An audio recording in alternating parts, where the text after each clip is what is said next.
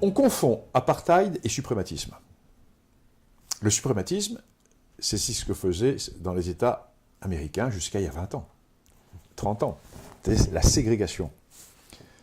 Dans l'esprit des Hollandais, c'est pas ça du tout. Les Hollandais sont des gens de l'Ancien Testament. Ils sont mus par une idée, ils sont le peuple élu. C'est toujours dangereux, ça. Ils sont le peuple élu. Et Dieu les a mis sur la terre d'Afrique, pour la posséder et la civiliser. Donc, l'Ancien Testament justifie leur affaire. Mais l'Ancien Testament dit, Dieu a créé, ce sont des fixistes, hein, Dieu a créé les races, il n'a pas créé le mélange. Donc chacun doit vivre de son côté. Donc leur idée, c'est vivre à part. Là, ils vont commencer à vouloir vivre à part des Anglais. Donc ils vont faire le grand trek.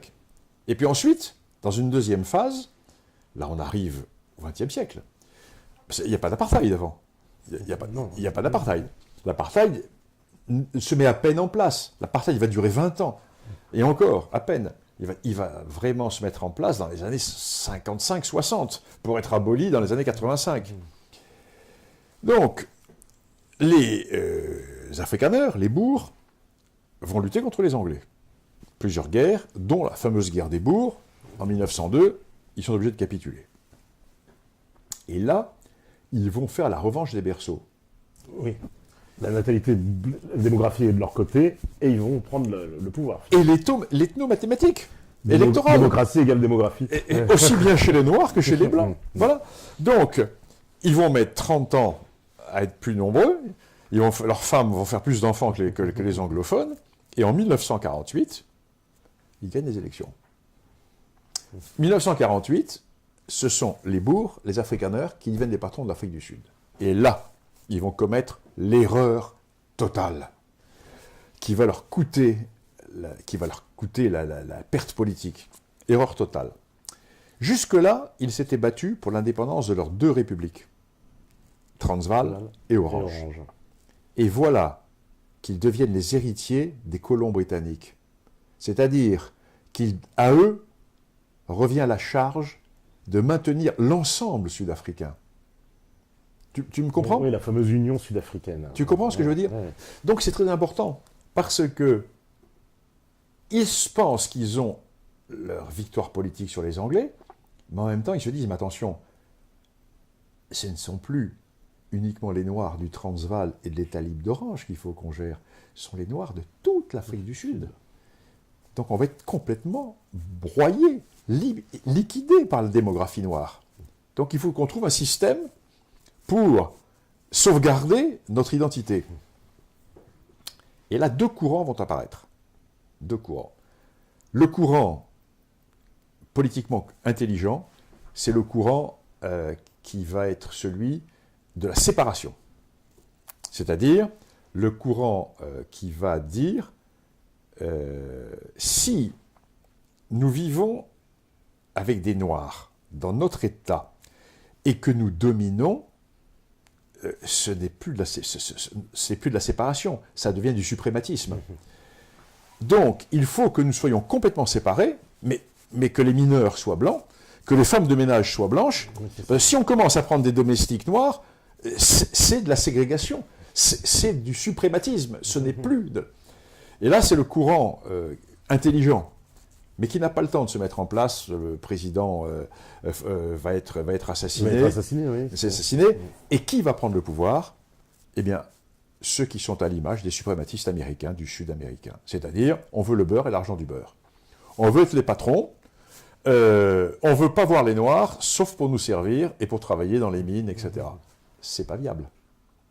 Ce n'est pas viable. Alors, ce système se met en place, mais avec une vanne de secours qui va dire « Oui, mais on va donner des territoires aux Noirs. » Oui, mais les territoires des Bantoustans, ce n'est pas des territoires, ce sont des confettis qui sont donnés, sauf au Transkei. Tandis que, dans l'idée de Verwoerd, de celui qui avait conçu le premier apartheid, c'était toute l'Afrique du Sud qui devait être donnée aux Noirs. sauf les 2 petites zones blanches, quitte à ce qu'il y ait des accords, des alliances, etc.